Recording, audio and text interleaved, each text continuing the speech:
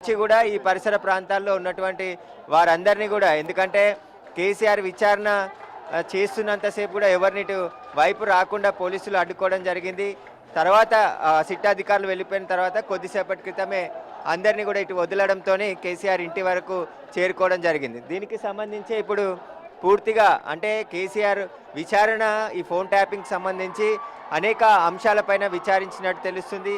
పూర్తిగా ఎలక్ట్రానిక్ పరికరాలతో పాటు కంప్యూటర్స్, ప్రింటర్స్ ఇవన్నీ కూడా జిరాక్స్ మిషన్స్ ఇవన్నీ సిట్ అధికారులే తీసుకువచ్చి ఇక్కడ విచారించడం జరిగింది. నల్ల జెండాలతోని పూర్తిగా ఇక్కడ నిరసన తెలుపుతున్నట్టు వ్యతిరేకంగా పోలీసులకు వ్యతిరేకంగా సిట్ అధికారులకు వ్యతిరేకంగా కేసీఆర్ని విచారణ వ్యతిరేకంగా వాళ్ళు చెప్తున్నటువంటి కనబడుతుంది. ఖచ్చితంగా మరికొద్ది సేపట్లోనే బీఆర్ఎస్ ముఖ్య నాయకులు కూడా మీడియాతో మాట్లాడే అవకాశం ఉంది. ఖచ్చితంగా వారందరూ కూడా కేసీఆర్ బయటికి వచ్చి కనబడాలని చెప్పేసి కూడా నినాదాలు చేస్తున్నట్టు తెలుస్తుంది. కేసీఆర్ జిందాబాద్ అంటూ కూడా పెద్ద ఎత్తున ఒక్కసారిగా ఇటువైపు దూసుకొని వచ్చి ఇటు కేసీఆర్ని కలవాలి, చూడాలి అని చెప్పేసి కూడా అభిమానులు, బీఆర్ఎస్ శ్రేణులు డిమాండ్ చేస్తున్నటువంటి పరిస్థితి కనబడుతుంది. అయితే కేసీఆర్ని ఫోన్ ట్యాపింగ్ కేసులో మొదటి నుంచి కూడా ఎందుకంటే కీలక నేతలైనటువంటి హరీష్ రావు, కేటీఆర్, సంతోష్ రావును విచారించిన తర్వాత కేసీఆర్కి నోటీసులు ఇచ్చి విచారించారు. కాబట్టి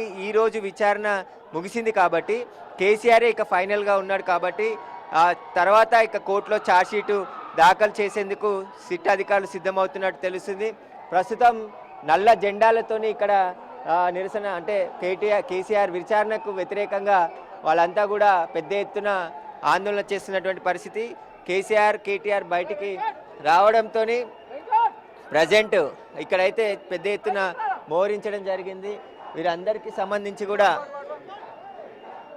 కేసీఆర్కి సంబంధించి వ్యతిరేకత ఎందుకంటే కేటీఆర్ వచ్చి వారందరినీ కూడా ఆందోళన విరమించి ఇక్కడ నుంచి వెళ్ళే విధంగా మాట్లాడే ప్రయత్నం చేస్తున్నట్టు తెలుస్తుంది. ముఖ్య నాయకులు, బీఆర్ఎస్ పార్టీ ఎమ్మెల్యేలు అందరూ కూడా ఇక్కడి వరకు రావడం జరిగింది. వారందరూ వచ్చిన తర్వాత వారు వెంట వచ్చిన కార్యకర్తలు, అభిమానులు పెద్ద ఎత్తున రావడం జరిగింది. కాబట్టి ప్రస్తుతం అయితే బందోబస్తు ఇక్కడ ఏర్పాటు చేశారు. మరికొద్ది సేపట్లోనే బీఆర్ఎస్ పార్టీకి సంబంధించిన ముఖ్య నాయకులతో పాటు కేటీఆర్ కూడా మీడియాతో మాట్లాడే అవకాశం ఉంది. ఇక్కడ ప్రెస్ మీట్ కూడా పెట్టడానికి ఒక ఏర్పాట్లు చేయడం జరిగింది. కాబట్టి మరికొద్ది సేపట్లోనే విచారణకు సంబంధించి ఇటు బీఆర్ఎస్ ముఖ్య నాయకులతో పాటు కేటీఆర్ కూడా మీడియాతో మాట్లాడే అవకాశం ఉంది. కాబట్టి ఉదయం నుంచి కూడా కేసీఆర్కి సంబంధించి విచారణను ఉత్కంఠగా ఎదురు చూస్తున్నారు. రాష్ట్ర వ్యాప్తంగా ఆందోళనలు చేపట్టడం జరిగింది. నిందితులు ఇచ్చిన స్టేట్మెంట్ ఆధారంగా కేసీఆర్ని విచారించారు. ఈ విచారణ సందర్భంగా ఆర్ఎస్ ప్రవీణ్ కుమార్ బీఆర్ఎస్ నాయకుడు మాట్లాడిన సందర్భంలో కూడా ఏదైతే నిఘా వ్యవస్థకు సంబంధించి పూర్తిగా అందరికీ తెలిసే విధంగా ఈ ఫోన్ ట్యాపింగ్ కేసు విచారణ చేస్తున్నారని చెప్తున్నారు. కేసీఆర్ బయటికి రావడం దానికి సంబంధించి మరికొద్ది సేపట్లోనే ఇక్కడ నాయకులంతా కూడా వచ్చి పూర్తి స్థాయిలో మాట్లాడారు. కేసీఆర్ కూడా బయటికి రావడం జరిగింది. కేసీఆర్ బయటికి వచ్చిన అభిమానులందరికీ కూడా అభివాదం చేస్తున్నటువంటి విజువల్స్కి చూస్తున్నాం మనం. కేసీఆర్ విచారణ తర్వాత బయటికి వచ్చి ఇక్కడ వచ్చిన కార్యకర్తలు వారందరికీ కూడా పూర్తి స్థాయిలో అభివాదం చేస్తున్నాడు. సీఎం అంటూ కూడా ఆయన అభిమానులంతా కూడా నినాదాలు చేస్తున్నటువంటి పరిస్థితి. అందరూ ప్రశాంతంగా కూల్గా ఉండాలని చెప్పేసి కూడా కేసీఆర్ చెప్తున్నటువంటి పరిస్థితి. విచారణ తర్వాత కేసీఆర్ స్వయంగా బయటికి వచ్చి బీఆర్ఎస్ కార్యకర్తలు, అభిమానులందరికీ కూడా అభివాదం చేస్తున్నటువంటి పరిస్థితి కనబడుతుంది.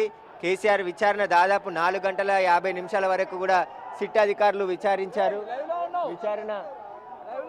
విచారణ అనంతరం హాఫ్ అన్ అవర్ వరకు కూడా ముఖ్య నాయకులతో భేటీ కావడం జరిగింది. ఆ తర్వాత కేసీఆర్ అభిమానులు అందరూ కూడా పెద్ద ఎత్తున ఇక్కడికి రావడంతో వారందరికీ అభివాదం చేసి కేసీఆర్ మళ్ళీ లోపలికి వెళ్తున్నటువంటి పరిస్థితి.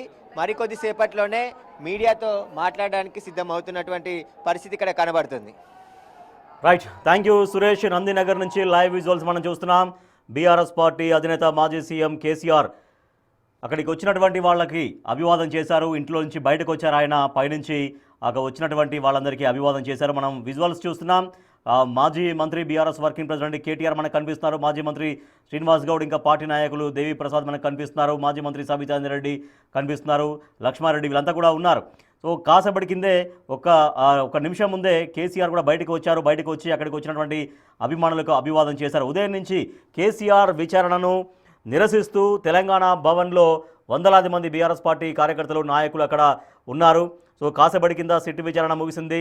3 గంటల నుంచి రాత్రి 7 గంటల 45 నిమిషాల దాకా, అంటే సుమారు 4 గంటల 45 నిమిషాల పాటు కేసీఆర్ విచారణ కొనసాగింది. సిట్ అధికారులు కాసేపటి కిందే అక్కడి నుంచి వెళ్ళిపోయారు. వెళ్ళిపోయిన తర్వాత తెలంగాణ భవన్లో ఉదయం నుంచి వెయిట్ చేస్తున్నటువంటి మాజీ మంత్రులు, ఎమ్మెల్యేలు, వివిధ హోదాలో ఉన్నటువంటి నాయకులు, తర్వాత కార్యకర్తలు అందరూ కూడా తెలంగాణ భవన్ నుంచి నేరుగా నందినగర్ నివాసానికి చేరుకున్నారు. సో ఇక్కడికి ఒక 2 కిలోమీటర్స్ దూరం మాత్రమే ఉంటుంది.